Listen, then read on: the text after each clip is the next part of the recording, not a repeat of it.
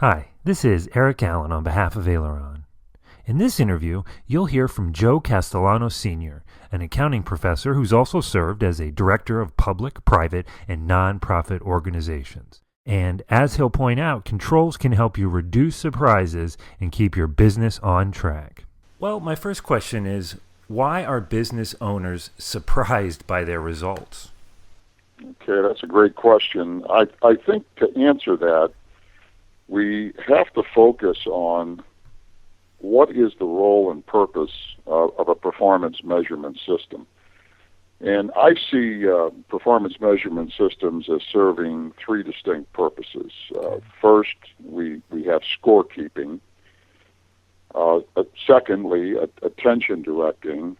And then finally, decision making. Now, let me explain each one of them. But those, Please. By scorekeeping, I'm talking about the need, just very simply, to find out how well have we done. And very often, we use the three principal financial statements: a balance sheet, an income statement, and a cash flow statement for those purposes. By attention directing, I'm referring to the need to have the business owner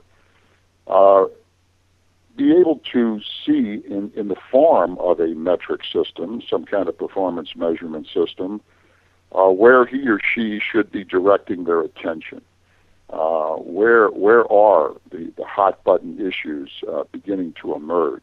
So attention directing becomes a very important way to focus the business owner's attention. And then finally, decision making. Ultimately, if your performance measurement system is not helping you make decisions, then it's just quite frankly not doing one of the most important features that I think a business owner needs. Now, it's my experience that many small business owners attempt to use just the monthly financial statements, again, the balance sheet, the income statement, and the cash flow statement, Right. to meet all three of those needs. And I think when you do that, you are going to be surprised by results, because financial statements, as important as they are really only there to keep score. They can tell me, for example, that my net income turned out to be so much, or my net loss, or my cash flow from operations is X. But I have no idea as to what caused, those numbers, or more importantly, what I'm going to need to do to really improve performance. So if we're going to have a measurement system that serves the needs of attention directing and problem solving, we're going to have to go further. And let me give you some insights on that, because if we're looking at attention directing and decision making, what we're really looking at is a performance measurement system that's going to provide insight. And by insight, I mean the business owner needs a system that's going to help not only measure results, but also is going to help to identify trends and risks where their attention needs to be focused. Now, to do that effectively, you have to be aware of some of the following issues with respect to just looking at financial results.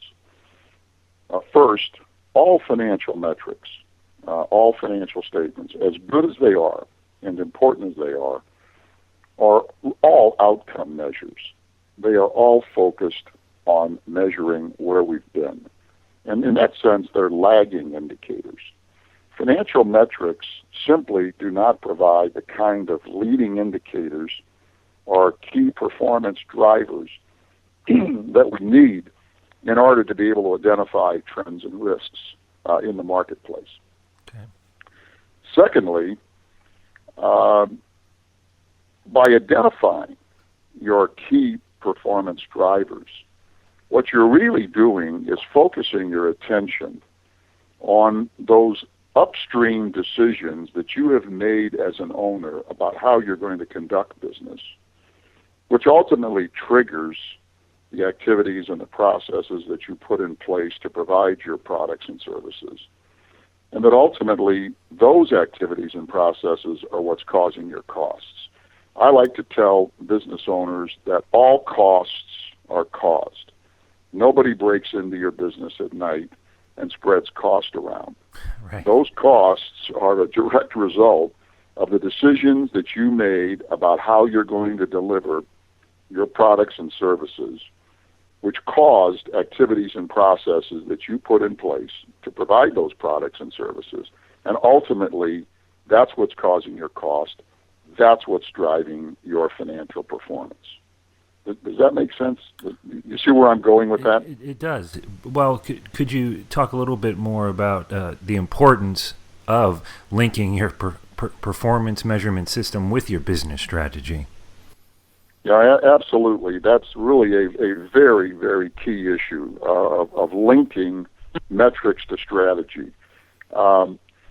Let's look at a business strategy. A business strategy is really nothing more than a series of assumptions, or if you want to be technical, hypotheses about what we hope will be an outcome.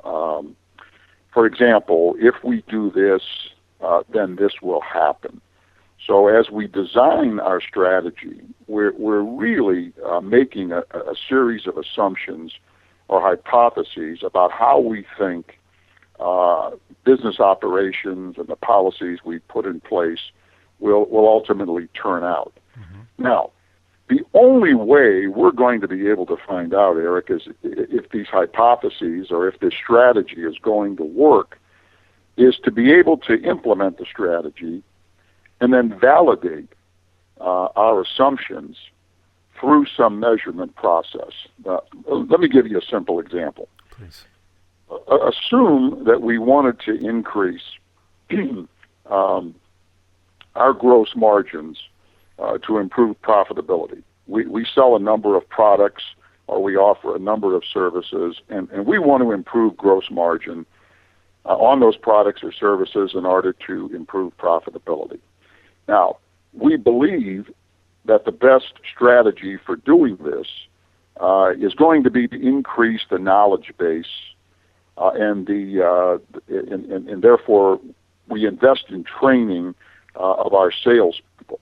And we believe that if we can increase the knowledge base of our salespeople about our products and services, that what they're going to be able to do is put themselves in a better position to really improve customer service.